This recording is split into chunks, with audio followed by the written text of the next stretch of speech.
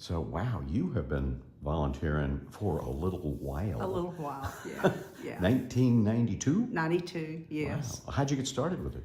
My husband and I bought a house, not knowing that one of the neighbors was a guy I grew up with, graduated high school with at Longview High School, Bruce Bussey, who is the younger brother of Dr. Bill Bussey, who is the driving force behind this whole thing all these years. And Bruce was visiting with us, and he said, "What are y'all doing next weekend?" And we said, "No." But he said, "Well, come out to the airport with me. We got a thing going on with these hot air balloons." We said, "Okay." So he introduced us to Dr. Steve Baker, who was running the measurement team at that time. Dr. Baker was a dentist who was a suite mate of Dr. Bussey's. And Dr. Baker ran the measurement team for years and years. And we got started helping him. It's fine. And I got hooked on it. And so I've been doing it ever since. Wow. So were you like part of the chase crew or? No, measurement team. Measurement team. Measurement team. The pilots, it's a competition. And the pilots fly in and they have baggies or markers that they throw at an X on the ground. And then the markers are measured from the cross point of the X from where they land. And then of course the pilot closest to the cross point of the X gets the best score. And this is done over several days, and it's a cumulative score that's averaged, and then the overall best average for the whole span of the event is the winning pilot. So I'm the ground crew. We lay out the X's, and then we wait for them to fly over, and we measure them and document the results, and bundle it all up, take it back, and get the baggies organized for the next morning. I usually get up at 4 o'clock in the morning. We have to go to, now it's at Maud Cobb. We go to Maud Cobb, and the tables are set up for the pilots, and they have numbers. So the markers are placed on the table at the pilot's place with the numbers, and then they take them and fly up and throw them, and then we gather them up on the ground and bring them back. It's a process that goes on for several days. So the markers, and sometimes they lose the markers, sometimes they'll throw it where they think it's going to land by the X, and it actually winds up in the top of a pine tree or something. But so then we have to make a new marker. We have to create a new one, write their number on it. And the pilots are great people, that men and women fly the balloons, and they're geniuses. They're doing about 6 things all at one time. They're working the propane to keep the balloon filled. They're monitoring their altitude. They're monitoring the wind, the speed and direction of the wind. They're looking out for obstacles like power lines or if depending on how low they are, pine trees or whatever. It's really a very complicated thing. They're licensed by the FAA just like an airplane pilot is, and it's quite a deal. But I got hooked on watching those big, giant, colorful Easter eggs floating up in the sky. I just think they're beautiful. And the pilots, over the years, they've kind of refined their craft, and they've gotten really good. And so especially when you're at the primary target, they're coming to you. So as you're standing there by the X watching, and they just keep getting bigger and bigger and bigger, and then they're right over your heads, and it's really just a thrill. It is. I just love it. I'm addicted to the big giant balloons. They're very good people that put together this event. There are no paid employees. All the people that put together this event are volunteers. And so they have a spirit of the heart that's giving, and everyone's in a good mood. You look around and everybody's got a smile on their face looking up at these balloons. I mean, what's not to love? About giant toys. And so we have a good time. There's some work involved. Sometimes the weather is a factor. It can be hot and humid. And if we're out in a field, you've got, sometimes you have high weeds brushing up against you, and you're thinking, oh, I hope there's nothing crawly down under there. But overall, it's been a very positive experience. Really enjoy doing it.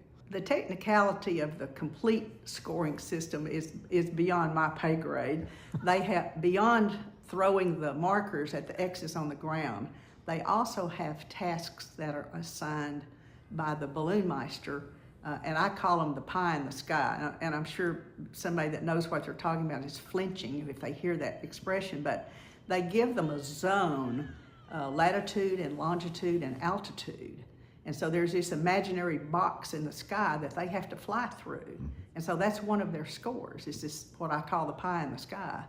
And so it's not only the markers on the ground, but also these aerial targets that they have to fly through. Yeah, which can change from race to race, Right, depending right. on wind direction and Right, weather conditions, right. things like that. We do have professionals that run this. The balloon master for our race this year and for the last couple of years is a guy named Sam Parks out of North Carolina. And he himself was a balloon pilot, so he knows whereof he speaks when he's giving the pilot briefing. The pilots are required to attend the briefing in the morning. That's where they pick up their baggies. That's where they get their weather report. We actually do hire a professional meteorologist from the National Weather Station over in Shreveport, and they come over and give the wind forecast. And when I first started this, and probably a lot of people are this way, I thought if the wind was blowing out of the south at 5 miles an hour, it was all the way to heaven, from ground to heaven. The wind was blowing it out of the south at 5 miles an hour. But actually the wind changes speed and direction every couple hundred feet. And so this can be a bane or a blessing to the pilots, depending on if they get off course. The pilots are required to take off, it used to be, I think it still is, a minimum of 2 miles away from the primary target. And they all have laptop computers in their baskets now. And so they file a trajectory for the wind to take them from where they take off to the primary target, and then there's usually 2 other targets beyond, and they can take their choice of which of these other targets, depending on which way they're going.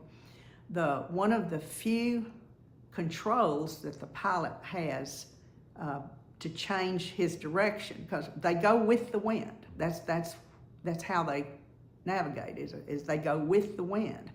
But the balloons have a vent on each side, and they can do what they call pull a right or pull a left, is that they can open up this vent, and as the air goes out of the balloon, it sends it the opposite direction. So think of a kid's birthday balloon, and you've blown it up and you're holding it by the neck, and you let it go, it's going to go the opposite direction of the neck. So when they pull a vent, they can make the balloon actually shift course just a little bit to the left or the right, which may be enough to put them back on their chosen trajectory to get them over the target.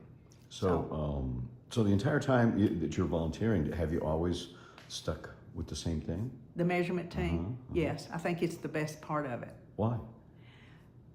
Because you're right there. You are at the scene of the crime, as it is. And as I mentioned, the balloons are coming to you, and they're just getting bigger and bigger, and you've got front row box seats to watching the balloons and watching these pilots maneuver and drop their markers. It's really an art form, and it's just fun watching it, and it's just, I think it's the best place to be. If you're it's the best seat in the house. It's the best seat in the house. The measurement team is the best seat in the house. So they're all coming to that one spot, or trying to. The primary target, almost all the balloons hit the primary target. The secondary targets, again, depending on the wind, speed and direction, they may get off course and they may not make the secondary target, but most of them make the primary target. So is that where you're usually at, the primary target? Well, we take turns. I mean, there's a team at each one, and it's not fair to always be on the front row. So we take turns on who goes to the primary and who goes to the secondary target. So. Yeah, I'm sure everybody wants to be at the primary. Sure, everybody wants to be at the primary. That's front row seat. That's right behind home plate. So, people who are maybe thinking about doing this, would you recommend it? Do they have to know anything? I mean, You have to be over 18 years of age. We have what we call a uniform that we recommend that people wear. No open-toed sandals. You must wear closed-toed shoes. We recommend, depending on where your target is, you want on long pants in case we're out in a field with high grass. We have our official t-shirts are orange, like Tex.Orange, so that we show up. People know that we're on official business. Spectators are not allowed on the field. The field is 100 meters. And in the United States, we still use the feet and yards and inches measurement, but the Balloon Federation is worldwide. And so they use the meter system because most European countries use the meter system. And a meter is a little more than a yard. So think of the wooden yardstick you get at the lumber yard is 36 inches. And a meter is like 3 1/4 inches more than the 36 inches. So our field is 100 meters. So think of a football field plus the end zones on both ends, and there's your 100 meters. and that's where a regular person could go And and set their chair up. They can set their chair up outside the field. It's for not to interfere with the markers. Once that we were at the airport years ago when it used to be at the airport, and the fans had come out and lined their chairs up like the invisible line where the 100 meters are, and we actually mark it, and so they know to get behind it. And one of the pilots threw his marker, and it landed like about 10 feet inside the line. And some little kid ran out there and grabbed it like, "Hey, look, Mommy, look what I have." And I was saying, no, you can't. You never know what a kid's you gonna know, do. and you don't, Yeah. or you don't want the dog to fetch it, Oh, yeah, or yeah, bring that it would back. be Yeah, even worse. Yeah. But so a lot of stories. This is, over the years, have you brought other people in as volunteers? Oh yes, yeah. I have some friends that would get in. The real kicker is that getting up at 4 o'clock in the morning. Not everybody, and I didn't used to be a morning person. I'll tell you, but if it's important, you'll get up, and it's worth it. We all go home and take a nap in the afternoon to get ready for the next shift. This year we'll have a sanctioned practice on Thursday morning, and then the actual competition flights are Friday, Saturday, and Sunday mornings. And so that's 4 mornings in a row of getting up at 4 o'clock, which is an improvement over the last 3 years. We have done nationals. Yeah, I was about to ask you about that. The United States Nationals were held in Longview for the past 3 years. This is the second time we've hosted nationals, which is a really pretty big deal for a town the size of Longview. And that's 8 days of getting up at 4 o'clock in the morning. And my age is creeping up on me, and so it's getting to be a little more of an effort for that many hours of getting up and being up. But so is this kind of like the highlight of your year? Oh well, I have a life. I have other things, but this is we all certainly plan toward this. I'm on the board of the Great Texas Balloon Race, and so this is something. As soon as this year's event is over, we start planning for next year's event. And next year is going to be really special because it's the 50th anniversary of this event when Dr. Bussey first started it at the Longview Mall. And so we're planning some big things for next year for the 50th anniversary. So. Okay. So would you recommend others give their time and get up at 4 o'clock in the morning? Absolutely. It's worth it.